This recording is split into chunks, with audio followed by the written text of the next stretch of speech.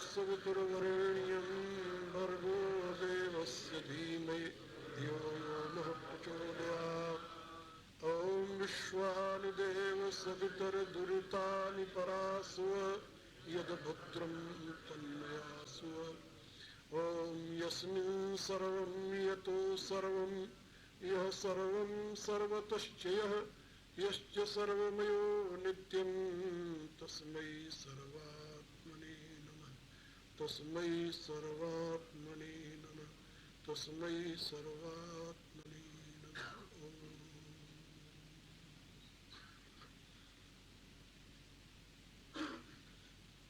मेरी प्रिय आत्माओं, करुणा निधान भगवान की करुणा आप सभी के लिए सदैव कल्याण का सृजन करती रहे, यह मेरी आंतरिक शुभकामना।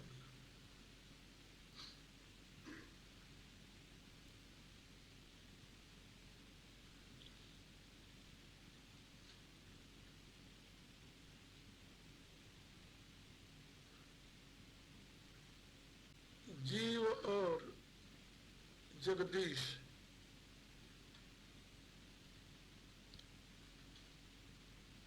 इन दोनों के बीच में जगत है। जगत जो है ये इन दोनों के बीच में है, जगदीश के और जीव के। जगदीश माने परमात्मा, जगत का जो ईश्वर है,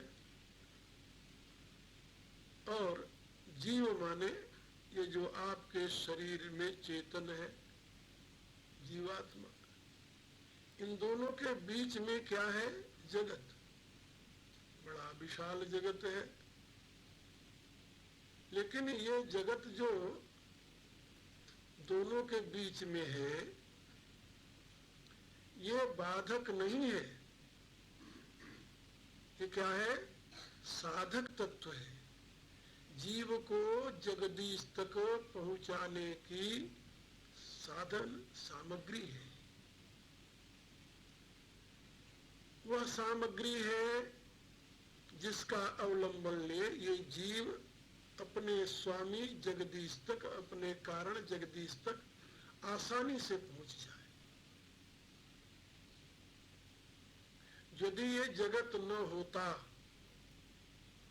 तो जीव तो जगदीश को जान भी न पाता, समझ भी न पाता।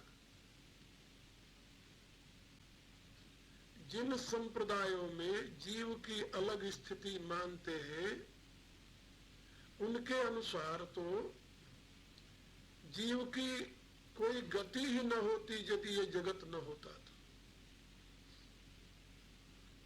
हमारे सिद्धांतानुसार जगत जो है वह जीव के लिए साधन सामग्री है, जिसका प्रयोग करके जीव जगदीश हो सकता है, जगदीश में लीन हो सकता है, जगदीश को जान सकता है, जगदीश को पा सकता है। लेकिन एक बड़ी रहस्य की बात है कि जो जगदीश तक पहुंचने का साधन है, उस साधन को ही जीव साध्य मान करके, लक्ष्य मान करके उसी में उलझ जाता है, उसी में आसक्त हो जाता है, उसी में बंध जाता है। तो उसके जो कल्याण का हेतु है वही उसके लिए दुख का कारण बन जाता है न विचित्र बात? अब इसी सत्य को समझाते हुए भगवान मारुति हनुमान जी अपने प्रभु श्री राम के समक्ष कह रहे हैं, निवेदन कर रहे हैं। एक मंद में मोह बस कीश हृदय अज्ञान, पुनि प्रभु मोहि विसारऊ दीन बंधु भगवान। कहते हैं कि हे प्रभु, एक तो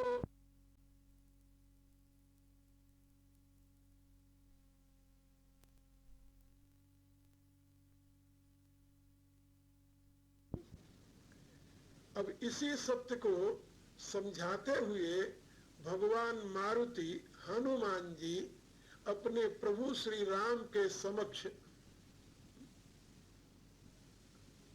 कर रहे हैं, निवेदन कर रहे हैं। एक मंद में मोह बस कीश हृदय अज्ञान, पुनि प्रभु मोहि विसारऊ दीन बंधु भगवान। कहते हैं कि हे प्रभु, एक तो मैं मंद बुद्धि का, और दूसरा मोह के वशीभूत हो गया हूं। यहां पर हनुमान जी अपने लिए नहीं कह रहे हैं, ये बात याद रखना, क्योंकि हनुमान जी तो कभी मंद बुद्धि के हुए ही नहीं और न तो उनको कभी मोह हुआ। ये जीवों की स्थिति बता रहे हैं। आगे कहेंगे नाथ जीव तो माया मोह, ये जीवों की स्थिति बता रहे हैं। जीवों के लिए आदर्श प्रस्तुत करते हुए भगवान मारुति कहते हैं कि एक तो ये जीव मंद बुद्धि का है, छोटी बुद्धि रखता है, क्योंकि उस विराट की जो समष्टि बुद्धि है, उस बुद्धि से जैसे प्रज्वलित अग्नि के ढेर से चिनगारी निकलते है ना, चिनगारी जानते है ना, क्या कहते तुझे? चिनगारी कहते हैं। हाँ, वो वहीं से आई है जहां समाई है। तो चिनगारी निकलवे तो और क्या कहवे। तो चिनगारी जैसे ढेर अग्नि से चिनगारी निकलती है ना, ऐसे ही कॉस्मिक चित्त जो है, कॉस्मिक बुद्धि जो है, विराट की जो बुद्धि है, उससे चिनगारी के समान ये जीव की बुद्धि निकलती है। उसी के अंश रूप से चिनगारी के समान ये जीव की बुद्धि है। तो कहा तो ढेर सा अग्नि और कहा वो चिनगारी, इनमें कहीं है तुलना की जा सकती है, लेकिन तत्वतः तो दोनों एक है। क्या आप समझते हो चिनगारी कभी अग्नि का ढेर नहीं बन सकती क्या? कई बार होता है, कहीं से चिनगारी उड़ करके ऐसे पदार्थ पर पड़ जाती है जहां आग लग जाती है और सारा ढेर रूप हो जाता है। हाँ, कई बार ऐसा होता है और भारत में तो होता ही रहता है। कभी 1000 झुग्गी झोपड़ी जल गई, कभी 2000 जल गई, कभी 5000 जल गई। दिल्ली के आसपास वो चिनगारी उठती है और वहां से उड़कर चली गई, किसी झोपड़ी पर पड़ गई, झोपड़ी फूस की होती है और फूस में चिनगारी पड़ते ही आग लग गई, फिर कौन बुझावे उसको वहां आकर के, और हजारों झोपड़ियां ऐसे नष्ट हो जाती है। तो कहने का अभिप्राय कि प्रत्येक चिनगारी में वो क्षमता है जो उस अग्नि के ढेर में है। क्वालिटी है सेम, क्वांटिटी में ही तो अंतर है ना। There is no differences between quality, but differences are between quantity. और क्वांटिटी किसकी? ईंधन की। चिनगारी के पास थोड़ी सी ईंधन है और उसके ढेर के पास जो है वो विशाल ईंधन राशि है। तो विराट पुरुष की जो बुद्धि है वो तो विशाल है, जिसको महतत्व कहते हैं, महतत्व। और जीव की बुद्धि जो विचारी है वो छोटी सी है, इसलिए उसको मंद कहते हैं। मंद माने छोटा। तो एक मंदमय और दूसरा वो मोह बस, वो भी जो छोटी सी बुद्धि वो भी शुद्ध नहीं है, वो भी मोह में पड़ जाती है। साधन को ही अपना साध्य मान लिया। आजकल जैसे किसी से पूछो कि भाई क्यों रातों दिन मेहनत करते हो, कहता है कि रुपया कमाने के लिए। कहा रुपया क्या करोगे भैया? रुपया से क्या करोगे? आखिर रुपया साधन है या साध्य है? अच्छा, भूख लगे तो रुपया खाओगे, और प्यास लगे तो उसे पियोगे, और सर्दी लगे तो उसे ओढ़ोगे, तो किसी काम में नहीं आती। और बरसात में उसे घर बनाओगे, वो भी काम में नहीं आते। तो काम में तो आता है अन्न है, जल है, मिट्टी, पानी आदि जो कुछ है, ये पदार्थ आता है ना काम। रुपया तो काम नहीं आता। रुपया तो माध्यम है ना, माध्यम है। लेकिन आजकल लोग रुपया से ही भंडार भरना चाहते हैं और अपने घर नहीं भरना चाहते, बैंक भरना चाहते, जहां कोई काम नहीं आता। घर में रुपया रखे रहत, कम से कम देख तो सकते कि इतना धरा भैया,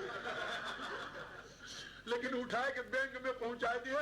अब केवल संतुष्टि है, कागज का टुकड़ा है अपने पास कि इतना मेरा बैंक में बैलेंस है। अब बताओ, इससे बड़ी मूर्खता और क्या हुई? अब उसी में उलझे हुए। साधन को साध्य मत मानो। क्या समझे? साधन जो है उसको साधन मानो। रुपया बुरी चीज नहीं है, अच्छी चीज है, क्योंकि अच्छी चीज ना होती तो गवर्नमेंट उसको क्यों प्रज्वलित करती? लेकिन है वो अच्छी किसके लिए? विनिमय के लिए। वो तो मीडिया मात्र है, माध्यम मात्र है, वो लक्ष्य नहीं है तुम्हारा। और लक्ष्य को तुम भूल गए और माध्यम को ही पकड़ लिया।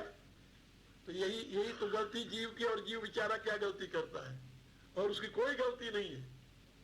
इसलिए भगवान मारुति करे, नाथ जीव अपनी स्थिति बताते हुए पहले, एक मंद में मोह बस कीश हृदय अज्ञान, और पुनि प्रभु मोहि विसारे दीन बंधु भगवान। कहा जो जीव बेचारा इस जगत में उलझ गया, साधन में ही उलझ गया, तो उसका उद्धार कैसे होगा? कहा वो करुणा करे तब। कौन? जगदीश। एक बार हृदय से तुम उसकी तरफ मुंह करके पुकारो कि प्रभु मैं तो उलझ गया, आ रहा था आपके पास और बीच में ही लुटेरों ने उलझा लिया। ये जो उलझाए हुए हैं ये भी आपके ही बनाए हुए हैं, हमने तो इसमें किसी को नहीं बनाया। तो भगवान को यदि तुम पुकारोगे तो वो तुम्हारी संभाल करेगा। और यदि वो तुम्हें न भूले, तुम उसे भले भूल जाओ, वो यदि तुम्हें न भूले तो तुम्हारे कल्याण में कहीं भी व्यवधान नहीं आएगा। इसलिए कहते हैं कि प्रभु मैं तो उलझ गया, मैं तो उलझ गया, लेकिन आप क्यों मुझे भूल गए? पुनि प्रभु मोहि विसारे, आप मुझे भूल गए। दीन बंधु भगवान, तो आप तो दीन बंधु हो ना, तो आपका ये दीन बंधु नाम उचित नहीं लगेगा। फिर हनुमान जी ने एक जगह और कहा है, जब वो लंका से लौट करके आए, सुंदर कांड में चौपाई आती है, लंका से लौट करके आए तो सीता माता की व्यथा देख करके आए थे। तो भगवान राम पूछने लगे कि बताओ हनुमान सीता कैसे है? तो हनुमान जी ने कहा कि प्रभु मैं क्या बताऊं, माता जी कैसे है? सीता की अति विपत्ति विशाला, सीता की विपत्ति महान है, बहुत विशाल है, बहुत बड़ी विपत्ति है। और उनकी विपत्ति को देखते हुए तो मैं आपको ये कह सकता हूं कि बिना ही कहे भल दीन दयाला। तो इसका एक अर्थ ये हुआ कि सीता की विपत्ति बड़ी विशाल है, उसको बिना कहने में ही अच्छा है। लेकिन ये अर्थ करने से बात नहीं बनेगी। यदि अर्थ कर दिया जाए कि हनुमान जी कह रहे हैं सीता की विपत्ति बहुत विशाल है, इसलिए उसको बिना कहना ही न कहना ही अच्छा है, फिर तो बात नहीं बनेगी। भाई विपत्ति नहीं कहेंगे तो भगवान उसको दूर कैसे करेंगे? विपत्ति तो कहना पड़ेगा। तो इसका सही अर्थ क्या है? का इसका अर्थ ये हनुमान जी कह रहे हैं भगवान राम से कि सीता की अति विपत्ति विशाला, इसलिए मेरे विचार से जो आपका नाम दीन दयाल है ना, ये गलत है। बिन ही कहे भल दीन दयाला, आपको दीन दयाल न कहना ही अच्छा है। आपको दीन दयाल न कहना ही अच्छा है। यदि आप दीन दयाल होते तो सीता ऐसी अनन्य के ऊपर इतना बड़ी विपत्ति आ जाती। इसलिए आपको दीन दयाल न कहना ही अच्छा है प्रभु। और यहीं पर यहाँ पर भी अपने विषय में भी यही कह रहे हैं कि पुण्य प्रभु मोहि विसारे दीन बंधु भगवान। यदि आप भी मुझे भूल रहे हैं, भूल गए हैं, तो आप दीन बंधु कैसे और भगवान कैसे? फिर भगवान और दीन बंधु तो कभी दीनों को भूलते नहीं, तो तुम क्यों भूल गए? तो इसके संबंध में कहते हैं, नाथ जीव तव माया मोहा, सो निस्तरई तुम्हारी छोहा। हे नाथ, इस जीव को आपकी माया ने मोहित किया है। माया मैंने तो नहीं बनाई है? आपकी माया जीव को मोह लिया, तो इसमें बेचारे जीव का क्या कसूर है? सोचो पहले। है?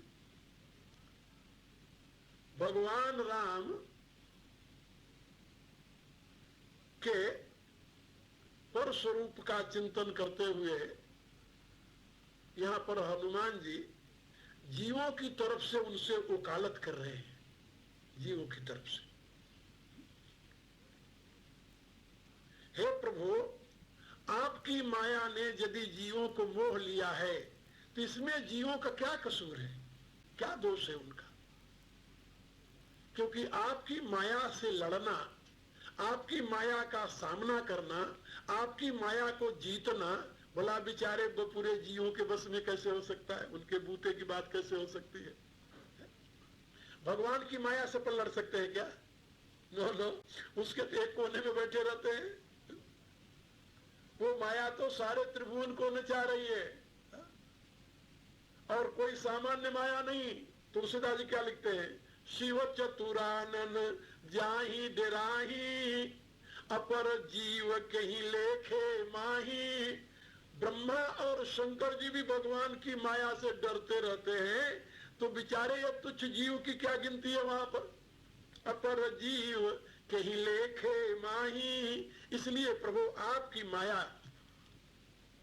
माया ने जीवों को मोहित कर लिया है, तो वो उस माया से कैसे छूट सकता है? तो हनुमान जी कह रहे कि प्रभु, सो निस्तरई तुम्हारी ही छोहा, आपकी कृपा से, और दूसरा कोई रास्ता नहीं है। गीता में भी भगवान ने ही कहा, दैवी हे सा गुणमयी मम माया दुरत्या, मामे ये प्रपद्यन्ते माया में तांतरंत थे। कहा तो आपकी कृपा से ही जीव छूट सकता है।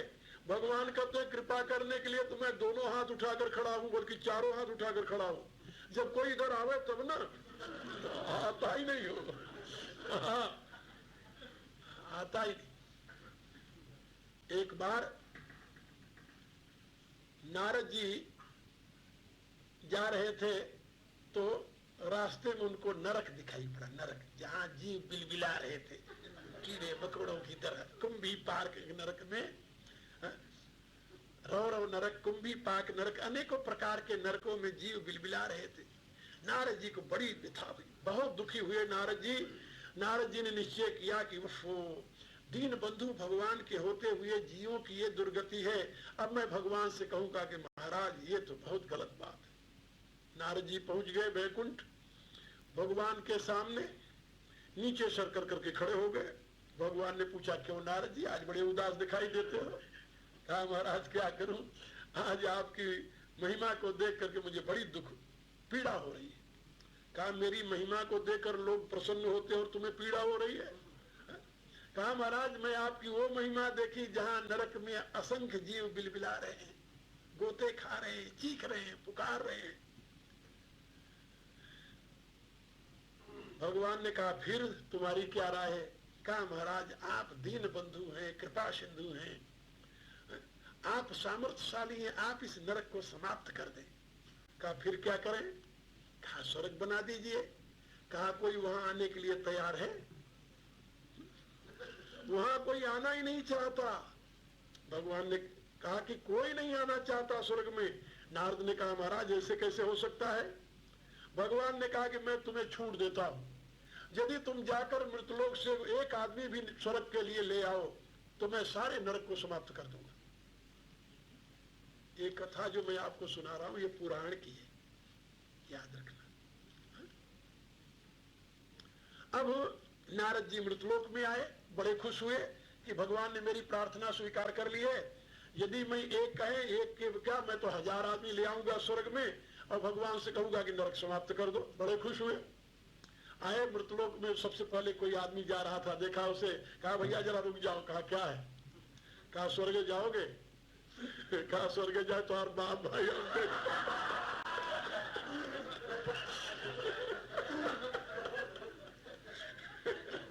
कहा स्वर्ग तू जा तो और बाप भाई जाए, हम कहा स्वर्ग जाए।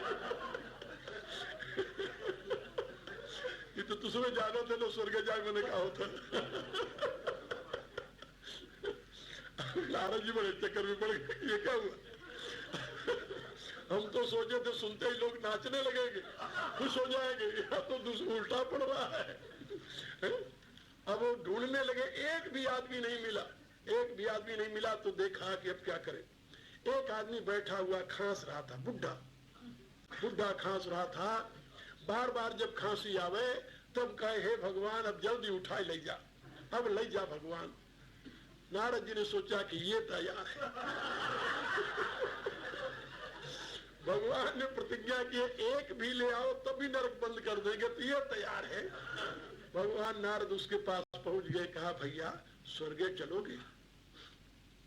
देखने लगा, कहा तू कहां से आई है? कहा हम तो स्वर्ग से आई है। कहा तू के है? कहा हम नारद है। अरे कहा नारद बाबा बड़ी कृपा की है, आएगे बड़ी कृपा की है। तो कहा राय बात तुहार? कहा स्वर्ग चलत ले चली तो है। अरे कहा थोड़ी दिन 6 महीने की मोहलत और दे दे, हमारे 7 लड़का है, 6 को शादी कर दिए, 7वां रहेंगे बा। अब 7वें विवाह कर दे, बहू आ जाए, घर में बैठाए दे, और फिर हम जाने के लिए तैयार है, फिर आया चल दे। नारद जी ने सोचा कि भाई कितने दिन में शादियों का? 6 महीने रहेगी बा, पक्का उक्का होगी बा, बस निश्चित बा। तो नारद जी 6 महीने बाद आए।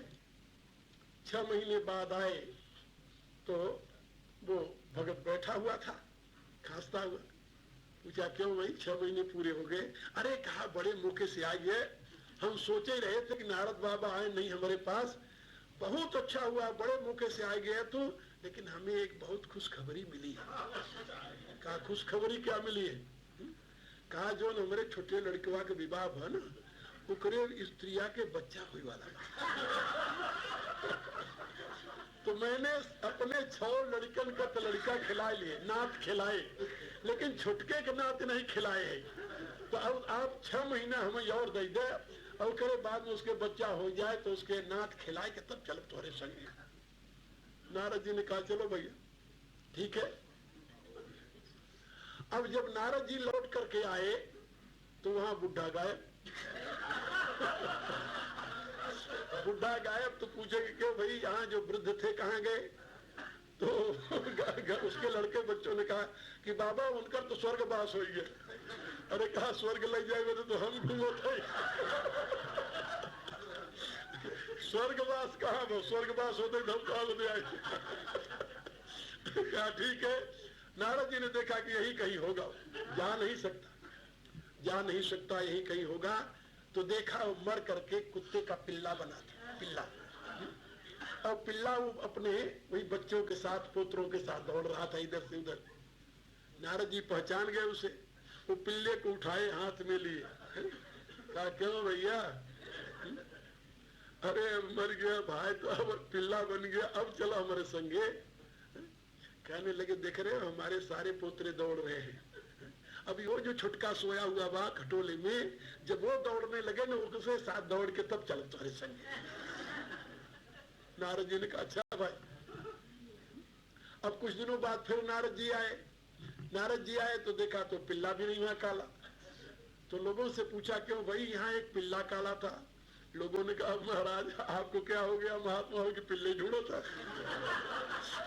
यहाँ तो बहुत पिल्ले पैदा होते रहते, मरते रहते। नारद जी ने देखा कि यही कहीं होगा, वो जा नहीं सकता। अब देखा, जानते हो कहाँ था वो? जहाँ बर्तन वर्तन मल के फेंकत रहे वहां गंदे कीड़ा बना हुआ था, वहां बिल बिला रहा था, ऐसे नाच रहा। नारद जी ने जाके पूछा, कहा कब बताओ अब का हाल बा, अब चलबे कि नहीं स्वर्ग? वो क्या कहता जानते हो? अरे हट जाओ, तुम मेरे परिवार से मुझे अलग करने आए हो। नारद जी ने कहा भैया फिर यही मेरा। तो नारद जी लौट कर गए भगवान के सामने, सर झुका करके बोले ना भगवान ने पूछा क्यों नारद ले आए? अरे कहा महाराज, मेरी राय है जितना स्वर्ग है ये भी बंद कर दो, इसकी भी जरूरत नहीं है। ये संसार के जीव नरक का कीड़ा बनना स्वीकार करेंगे लेकिन स्वर्ग आना स्वीकार नहीं करेंगे। ये स्थिति है, क्योंकि आसक्ति इतना हो जाती है कि वो उसी में आगे से आगे जाता और गिरता जाता है, गिरता चला जाता है। इसीलिए भगवान ने गीता के 14वें अध्याय में कहा, ऊर्ध्वं गच्छन्ति सत्त्वस्था मध्ये तिष्ठन्ति राजसा जघन्य गुण वृत्तिस्था अधो गच्छन्ति तामसा। जघन्य माना पर्यंत मूढ़ा, ऐसा भगवान वेद ने कहा। तो वो व्यक्ति जो है वो और अधोगति को प्राप्त होता रहता है, नीचे से नीचे चला जाता है, लेकिन भगवान की तरफ उसकी वृत्ति नहीं जाती। बहुत दुख की बात है। इसलिए भगवान मारुति प्रार्थना कर रहे हैं कि प्रभु नाथ जीव तो माया मोहा सो निस्तरई तुम्हारी ही छोहा। हे प्रभु, जो आपकी माया है बड़ी प्रबल है, बड़ी प्रबल है। भगवान स्वयं कहते हैं देवी हेषा गुणमयी मम माया दुरत्या। मेरी माया दुरत्या माने दुष्कर है, सीधी सी नहीं है कि तुम ये छलांग मारो उस पार चले जाओ उस माया से। बड़ी दुष्कर माया है, बड़ी दुष्कर माया है। लोग कहते हैं मीरा पैदा हो जाए, लेकिन मेरे घर में नहीं, पड़ोसी के घर में। पड़ोसी घर में मीरा पैदा हो जाए तो मैं उसकी पूजा करूंगी, अपनी लड़की मीरा बनने लगे तो अरे नहीं नहीं ऐसा नहीं होना चाहिए, ये तो अनर्थ हो जाएगा। क्या समझे? शंकराचार्य जी पैदा हो जाए, 8 वर्ष की एज में सन्यास ले ले, लेकिन पड़ोसी घर में, अपने घर में नहीं। कहा तुम अपने एक बच्चे को सन्यासी बना, अरे राम राम ऐसा कैसे हो सकता है, फिर हमारा क्या बनेगा?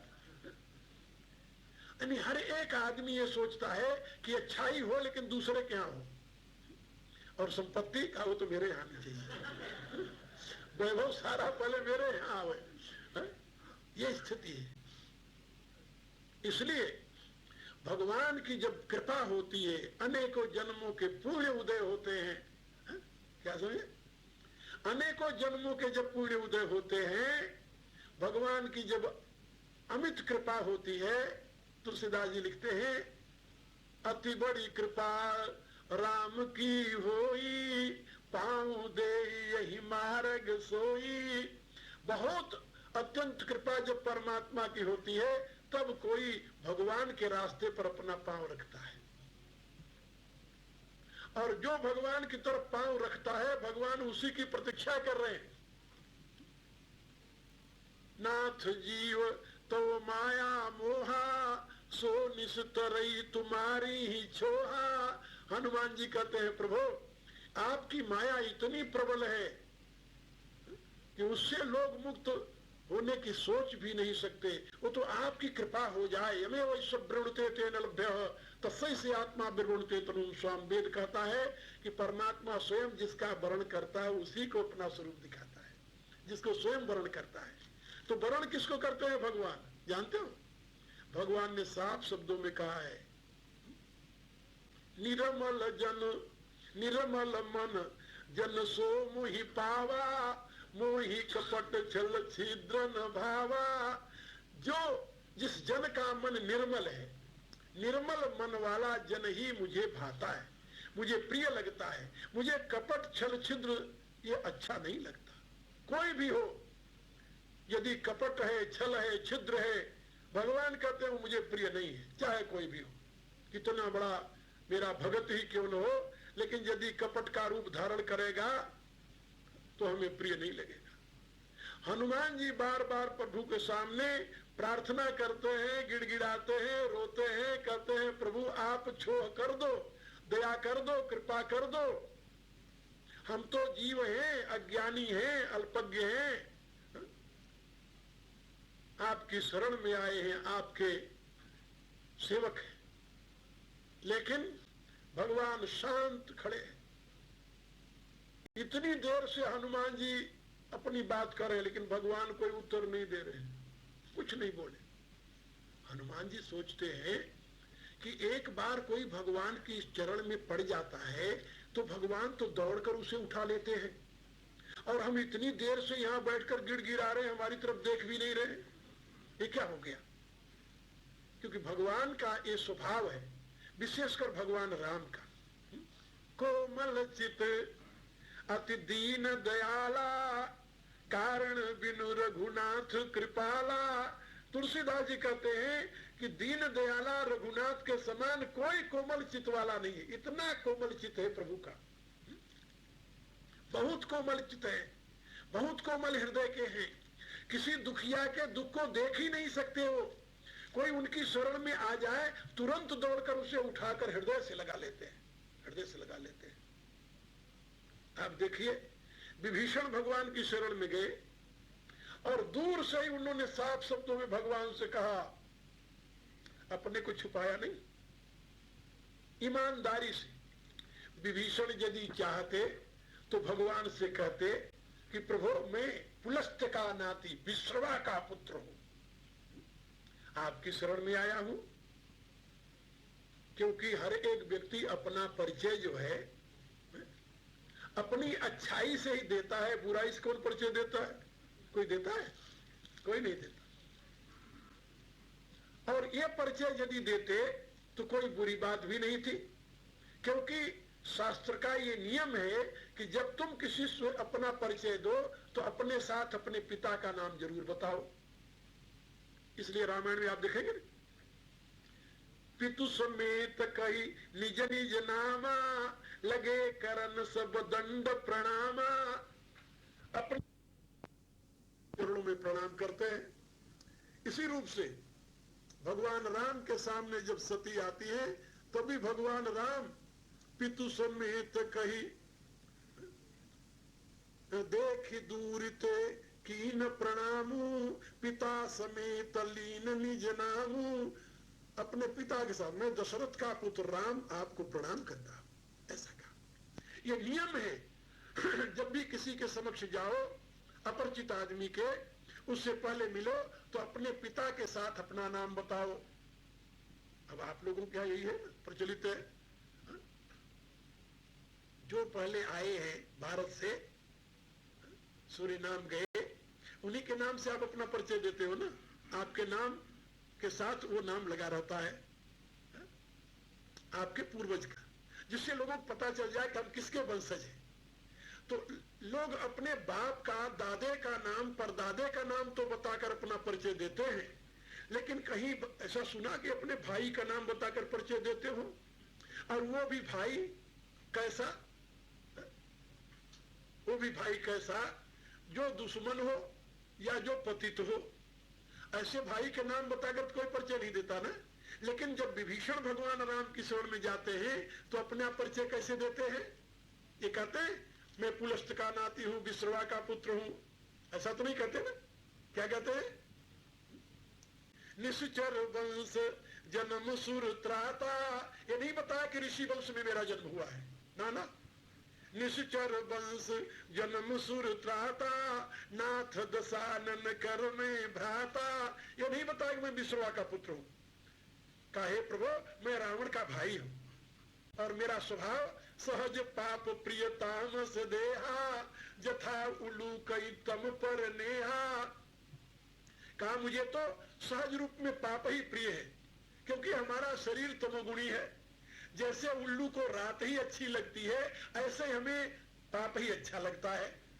ये विभीषण जी कहते हैं। अरे भाई इतने तुम हो अधम, तो यहां कैसे आ गए? तो विभीषण जी इसके लिए कहते हैं प्रभु से, श्रवण सुजस सुनि आयो, प्रभु भंजन भव भीर, त्राहि त्राहि आरती हरण शरण सुखद रघुवीर। लेकिन प्रभु ऐसा पतित होते हुए भी मैंने आपकी कीर्ति सुनी है। प्रभु श्रवण सुजस सुनि आयो, प्रभु भंजन भववीर। आपकी कीर्ति, आपका सुजस मैंने श्रवण किया है, सुना है कि आप भव के भीर को हर लेते हैं, संसार के दुख को हर लेते हैं। इसलिए त्राहि त्राहि आरती हरण, हे आरती हरण करने वाले प्रभु, त्राहि माम, रक्षा कीजिए, रक्षा कीजिए। आप शरणागत को सुख देने वाले हैं, मैं आपकी शरण में हूं। इतना कहना था। तुलसीदास जी लिखते हैं भगवान राम बैठे नहीं रहे। क्या समझे? बैठे नहीं रहे भगवान राम। उनकी बात सुनते ही तुरंत उठकर खड़े हो गए, और खड़े ही नहीं हुए बल्कि भुज विशाल गही हृदय लगावा। जहां विभीषण गिर रहे थे, भगवान ने अपनी बाह और लंबी कर दी, गिरने नहीं दिया, वहीं से उठाकर उनको हृदय से लगा लिया। भुज विशाल गई हृदय लगावा, अनुज सहित मिल डिग बैठावा, और लक्ष्मण के साथ मिलकर के अपने बगल में बैठा लिया, और बगल में बैठा कर तुरंत कहा, कहु लंकेश सहित परिवारा। मेरे कहने का अभिप्राय कि भगवान के सामने यदि कोई दंडवत करता है, प्रणाम करता है, तो भगवान उसे दौड़ करके उठा लेते हैं। ऐसे ही आप देखें, निषाद को उठाया। जहां भी कहीं आपको मिलेगा कोई प्रमाण, सब जगह यही प्रमाण मिलेगा कि जो प्रभु के सामने दंडवत प्रणाम करता है, प्रभु दौड़कर उसे उठाकर हृदय से लगा लेते हैं। लेकिन हनुमान जी बेचारे इतने देर से प्रणाम किए सोए हुए हैं, और अपनी दुखद कहानी सुना रहे हैं सारी, और भगवान उनको उठा ही नहीं रहे हैं। और हनुमान जी ने भी नियम लिया है कि जब तक नहीं उठाओगे हम उठेंगे नहीं, पड़े रहेंगे। अब हनुमान जी सोच रहे हैं कि प्रभु मुझे उठा क्यों नहीं रहे, स्वीकार क्यों नहीं कर रहे। अब वकालत करते हैं जीवों की, जैसे नाथ जीव तो माया मोहा, सो निस्तरई तुम्हारी ही छोहा। हे नाथ, जीव को आपकी माया ने मोह लिया है, वह तो आपकी कृपा से ही उससे पार हो सकता है, दूसरा कोई उपाय नहीं है जीव के पार होने का। और तापर में रघुबीर दुहाई, जानऊ नहीं कछु भजन उपाई। फिर भी मैं रघुनाथ जी की दुहाई देकर कहता हूं कि मैं तो स्वयं में न कोई भजन जानता हूं, न तो उसका साधन जानता हूं, कोई उपाय नहीं जानता प्रभु। अब ये कहा तो भी भगवान नहीं उठाए। अस कही परे चरण अकुलाई, अब व्याकुल हो गए, सहा नहीं गया, इतनी उपेक्षा प्रभु। अस कही परे चरण अकुलाई, जब व्याकुल होकर के प्रभु के चरणों में दोबारा गिर गए, तो उस समय क्या हुआ, निज तनु प्रगट प्रीति उर्छाई, और प्रेम से हृदय भर गया, और उनका अपना स्वरूप जो था वो प्रकट हो गया। अपना स्वरूप जो था, अभी तो नकली स्वरूप बनाकर आए थे ना। और भगवान का ये व्रत है कि निर्मल मन जन सो मोहि पावा, मोहि कपट छल छिद्र न भावा। निर्मल जन ही हमें अच्छा लगता है, चाहे तुम जान करके कपट का रूप बनाओ, चाहे अनजान में कपट का रूप बनाओ, कपट का रूप हमें अच्छा नहीं लगता। भगवान कहते हैं मोहि कपट छल छिद्र न भावा, कपट छल और छिद्र मुझे प्रिय नहीं है। भगवान मारुति ने केवल सुग्रीव के कहने पर धरी बट रूप देखते जाई, तो अपना नकली रूप बना करके भगवान के सामने आकर खड़े हो गए थे, और उसी रूप से उनके चरणों में गिर गए, उसी रूप से बार बार प्रार्थना करने लगे। अब भगवान भी प्रतीक्षा कर रहे हैं कि कब इसका नकली रूप हटे और असली रूप खुले, और मैं दौड़ कर इसे हृदय से लगा लूं। जितना संताप भगवान मारुति को है, हनुमान जी को है, उससे कम पीड़ा भगवान को नहीं हो रही है कि भक्त नीचे खड़ा पड़ा हुआ है, रो रहा है, प्रार्थना कर रहा है। भगवान चाहते हुए भी उसको हृदय से नहीं लगा रहे हैं। क्यों नहीं लगा रहे? इसलिए कि भक्ति समय नकली रूप में है, रूप नकली है, बाकी तो सब असली। बात असली कह रहा है, रूप नकली है। ये याद रखो, यदि आप बात सही असली कहो लेकिन रूप नकली बनाए रहोगे तब भी गड़बड़ है, भगवान नहीं अपनाएंगे। इसलिए रूप भी असली हो और बात भी असली कहो, तब तुम बनोगे महात्मा। और यदि बात दूसरी कहते हो और रूप दूसरा है, तब तुम महात्मा नहीं है, भगवान तुम्हें हृदय से नहीं लगाएंगे। जिस समय हनुमान जी व्याकुल हो गए, अस कई परे चरण अकुलाई, व्याकुल होकर उनके चरणों में गिर गए दोबारा, तब निज तनु प्रगट प्रीति उर्छाई, उसमें उनका असली रूप प्रकट हो गया, हनुमान के रूप में प्रकट हो गए वो। जब हनुमान के रूप में प्रकट हो गए और प्रेम से हृदय गदगद हो गया, तुलसीदास लिखते तब रघुपति उठाई उर लावा, तब तुरंत एट वंस जो हनुमान जी का असली रूप प्रकट हुआ, तुरंत भगवान तो प्रतीक्षा कर रहे थे।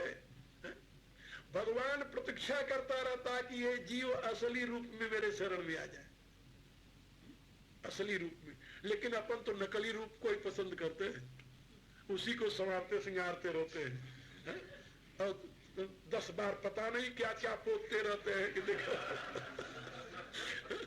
मुखौटा सजाने के लिए।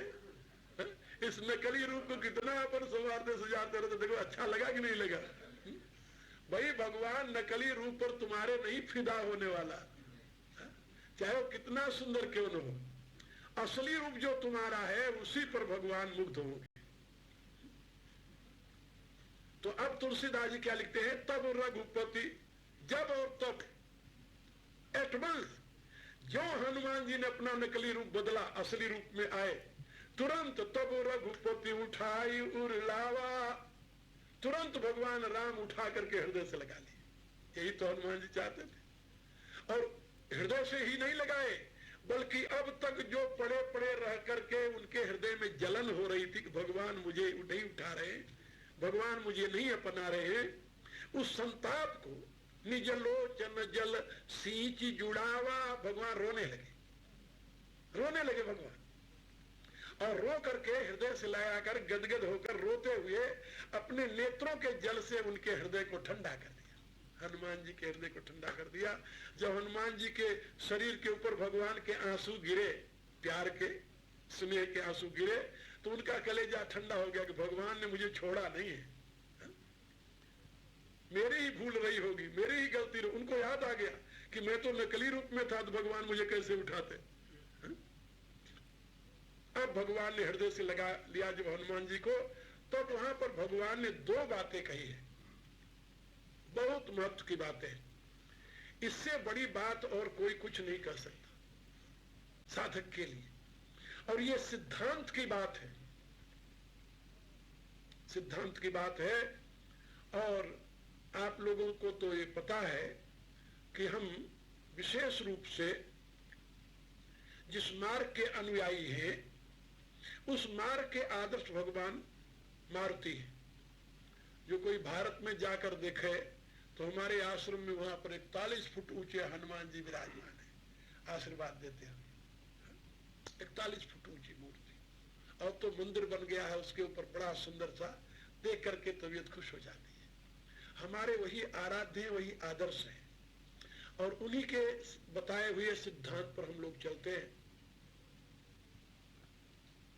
उनसे बढ़ करके और आदर्श पुरुष मनुष्य के लिए कोई दूसरा नहीं हो सकता। उनका जो सिद्धांत है हनुमान जी का, वही हमारा सिद्धांत है। उसमें क्या है, जगत मिथ्या नहीं है, जगत तो अपने परमेश्वर की विभूति है। हनुमान जी भगवान राम के उपदेश को हृदयंगम करके अपने सिद्धांत को व्यक्त करते हुए प्रभु से कहते हैं, देह दृष्टिया तो दासो, शरीर की दृष्टि से मैं आपका दास हूं। देह दृष्टिया तो दासो हम, शरीर की दृष्टि से प्रभु मैं आपका दास हूं। और जीव दृष्टिया त्वदंश का, और जीव की दृष्टि से, बुद्धि की दृष्टि से मैं आपका अंश हूं। आप विराट बुद्धि के धनी हैं और मैं उसकी चिनगारी जो निकली है उसका धनी हूं। जीव दृष्टिया त्वदंश का, और तत्व दृष्टिया तुम्हें वो सी, लेकिन जो तत्व की दृष्टि है प्रभु, वो जो आप है वही मैं हूं। पिता पुत्र में कोई भेद नहीं होता। सब मम निश्चयामति, ये मेरी निश्चित मति है। ये हनुमान जी का सिद्धांत है, और इसी सिद्धांत का हम लोग प्रचार करते हैं। शरीर प्रभु की सेवा में लगाओ, क्योंकि वो प्रकृति का कार्य है, और जीवात्मा परमात्मा का अंश है, तत्वतः परमात्मा स्वरूप है, इसलिए उस अंश को अंशी में समर्पित कर दो, बस काम बन जाएगा। कहीं व्यवधान नहीं रह जाएगा। फिर भगवान मारुति को जब भगवान राम हृदय से लगा लेते हैं, और हृदय से लगा करके अपने नेत्रों के जल से उनको शीतल करते हैं। निज लोचन जल सींची जुड़ावा, कितना आनंद आया होगा उस समय भगवान मारुति। कल्पना करो तुम्हारे कोई अपने प्रभु हो जिससे तुम बहुत वर्षों बाद मिले हो, और वो उनके चरणों में गिर जाओ और बहुत देर बाद उठाकर तुम्हें अपने हृदय से लगाकर अपने आंसुओं से तुम्हारे शरीर को सराबोर कर दे, तुम्हें कितना आनंद आएगा। जरा कल्पना करो। हनुमान जी की यही स्थिति है। भगवान राम हृदय से लगा करके निज लोचन जल सींची जुड़ावा। अब उनका संताप तो दूर हो गया, लेकिन अभी भगवान तृप्त नहीं हुए। एक बात तुलसीदास जी ने लिखा है अपनी रामायण में कि मोर सुधारई सो सब भांति, जासु कृपा नहीं कृपा यघाति। कहा वो प्रभु मेरा सब प्रकार से संभाल करें, जो कृपा करते हैं तो उनकी कृपा तृप्त नहीं होती, यानी कृपा अघाती नहीं, प्रभु कृपा करते जाते हैं, उनकी कृपा की कहीं सीमा नहीं है। विनय पत्रिका में तुलसीदास जी ने लिखा है कि भगवान राम 4 बातें भूल जाते हैं, बड़े भुलक्कड़ हैं। हाँ? भगवान राम 4 बातें भूल जाते हैं। तो भगवती सीता से प्रार्थना कर रहे हैं कि मां कबहू समय सुध ध्याय भी मेरी मां तू जानकी। हे मेरी मैया सीता, कभी अवसर पाकर के मेरी याद दिला दिया करना प्रभु को। क्या याद दिलाना है? जन कहाई नाम ले उदर भरत हूं, मैं उनका दास कहला करके और उनका नाम लेकर के पेट भरता रहता हूं, यहां रामदास कहा करके। लेकिन एक ही मेरी चाह है कि ये पन चातक जो प्यास प्रेम पान की, जैसे चातक स्वाति बूंद के सिवा कुछ नहीं पीता, ऐसे में प्रभु प्रेम के सिवा कुछ नहीं चाहता। उधर तो भर नहीं होता जीने के लिए तो, लेकिन चाहता कुछ नहीं, केवल उनका प्रेम चाहता। सरल प्रकृति आप जान भी करुणा निधान की। आप तो अपने करुणा निधान को खूब जानती हैं, उनके स्वभाव को भी जानती हैं आप। जानकी जी माता से कह रहे तुलसीदास जी, सरल प्रकृति आप जान भी करुणा निधान की। प्रभु का एक नाम करुणा निधान है, और मां भगवती सीता को ये नाम बहुत प्रिय है, बहुत प्रिय। जैसे हर एक स्त्री, आजकल तो बात बदल गई खैर, इसलिए कुछ कहना ही अलग है। आजकल तो स्त्रियां पति का नाम लेकर कैसे पुकारती हैं, कई तो ऐसे पुकारती जैसे नौकर को पुकार, हाँ, और कई ऐसे पुकारते हैं जैसे फ्रेंड हो या कोई और कोई नजदीक का हो। लेकिन प्राचीन काल में स्त्रियां अपने पति का नाम नहीं लेती थी, तो उनका कोई नाम रख लेती थी, कोई नाम रख लेती थी, उस नाम से अपने पति को पुकारा करती थी। तो भगवती सीता ने अपने प्रभु का क्या नाम रखा था जानते हो? करुणा निधान। इसी नाम से उनको पुकारती थी। उनका यानी अपना पर्सनल नाम था, यानी उनके व्यक्तिगत। और ये उनको नाम मिला कहां से? कहा भगवती पार्वती आशीर्वाद देते समय, जब भगवती की पूजा करने गौरी पूजन गई थी, तो वहां पर आशीर्वाद देते समय भगवती ने ये बात कही थी श्री सीता जी से, मन जाहि राचो मिलहि सोबर सहज सुंदर सांवरो। वो कौन है? प्रभु। कहा करुणा निधान सुजानशील स्नेह जानत रावरो। भगवती कह रही कि वो आपके स्नेह को जानते हैं, वो करुणा निधान है, सुजान है, सब कुछ जानने वाले, अंतर्यामी है। करुणा निधान सुजानशील स्नेह जानत रावरो। जब सीता जी ने ये बात सुनी तो उन्होंने अपने हृदय में पक्का कर लिया कि भगवती ने मेरे प्रभु का नाम करुणा निधान मुझे बताया है, तो आज से मैं प्रभु को करुणा निधान ही बुलाया करूंगी। करुणा निधान बुलाऊंगी। तो प्रभु को जब वो बुलाती तो करुणा निधान कह करके बुलाती। जैसे लोग कहते हे हो, मैं कहा हो, सुना